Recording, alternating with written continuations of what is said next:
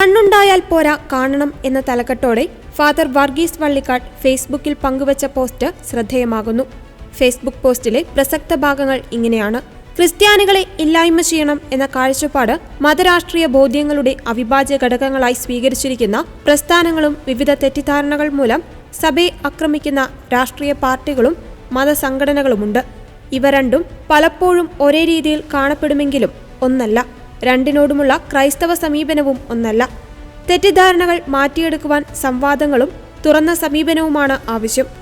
തീവ്രവാദ ഭീകരവാദ പ്രസ്ഥാനങ്ങളോട് സംവാദം നടത്തിയിട്ട് കാര്യമില്ല.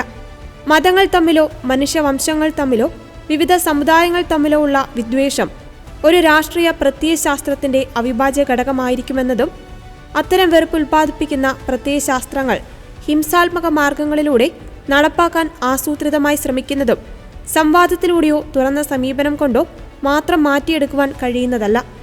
ശക്തമായ നിയമങ്ങളിലൂടെയും അവയുടെ കൃത്യവും കാര്യക്ഷമവുമായ നടത്തിപ്പിലൂടെയും സർക്കാരുകളുടെയും ആഗോളതലത്തിലുള്ള നിയമാധിഷ്ഠിത സംവിധാനങ്ങളുടെയും നിതാന്തമായ ജാഗ്രതയിലൂടെയും മാത്രമേ ഇത്തരം തീവ്രവാദപരമായ നിലപാടുകളെ ചെറുത്തു നിൽക്കുവാനും തോൽപ്പിക്കുവാനും കഴിയൂ.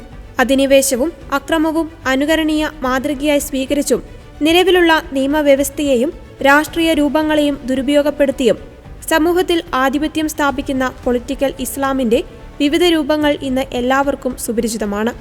1928 ഈജിപ്തിൽ ആരംഭിച്ച മുസ്ലിം ബ്രദർഹുഡും അതിന്റെ വിവിധ രൂപങ്ങളായ ഹമാസും ഹിസ്ബുള്ളയും ഇസ്ലാമിക് ജിഹാദും മുതൽ ഇന്ത്യയിൽ രൂപം കൊണ്ട് പാകിസ്ഥാനിലും ബംഗ്ലാദേശിലും ഇന്ത്യയിലുമായി പടർന്നു പന്തലിച്ച മൗദൂദിസത്തിന്റെ വിവിധ രൂപങ്ങളും പോപ്പുലർ ഫ്രണ്ടും ജമാഅത്ത് ഇസ്ലാമിയും ഇസ്ലാമിക് സ്റ്റേറ്റും താലിബാനും മുതൽ കേരളത്തിൽ ഇരുളിന്റെ മറവിൽ കൊലപാതക പരമ്പരകൾ നടത്തിയ ജമാഅത്തുൽ ഇസ്ഹാനിയ വരെയുള്ള ഭീകര സംഘടനകൾ ഇന്നും മലയാളികൾക്ക് സുപരിചിതമാണ്.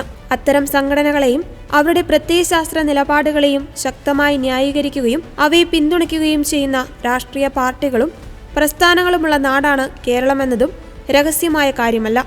ഇത്തരം രാഷ്ട്രീയ പാർട്ടികളും പ്രസ്ഥാനങ്ങളും എല്ലായ്പ്പോഴും ഉയർത്തിക്കാട്ടുന്ന കാര്യം RSS സംഘപരിവാർ സംഘടനകളും ഇസ്ലാമിസ്റ്റ് സംഘടനകളും ഒരേ നാണയത്തിന്റെ ഇരുപുറങ്ങളാണ് എന്ന സമാനതയാണ്. അതും പൂർണ്ണമായി ശരിയല്ല. RSSും അതിന്റെ അനുബന്ധ സംഘപരിവാർ സംഘടനകളും ഉയർത്തുന്ന വെല്ലുവിളികളും തെറ്റിദ്ധാരണ വളർത്തുന്ന ദുഷ്പ്രചാരണങ്ങളും ഭരണ സംവിധാനങ്ങളെ ദുരുപയോഗിച്ചുകൊണ്ടുള്ള നിയമപരവും രാഷ്ട്രീയപരവുമായ ആധിപത്യ ശ്രമങ്ങളുമെല്ലാം ഇന്ത്യയിൽ ഇന്നിന്റെ രാഷ്ട്രീയ യാഥാർത്ഥ്യങ്ങൾ തന്നെയാണ്. ഒന്ന് ഒരാഗോള പ്രതിഭാസമാണെങ്കിൽ മറ്റൊന്ന് ഇന്ത്യയിൽ നിലനിൽക്കുന്ന ഒരു രാഷ്ട്രീയ സാഹചര്യമാണ്. രണ്ടിനെയും രണ്ടായി തന്നെ കാണണം. താരതമ്യങ്ങളും സമാനതകളും കണ്ടെത്താൻ കഴിയുമെങ്കിലും രണ്ടിനോടുമുള്ള സമീപനം ഒന്നാകാൻ സാധ്യമല്ല.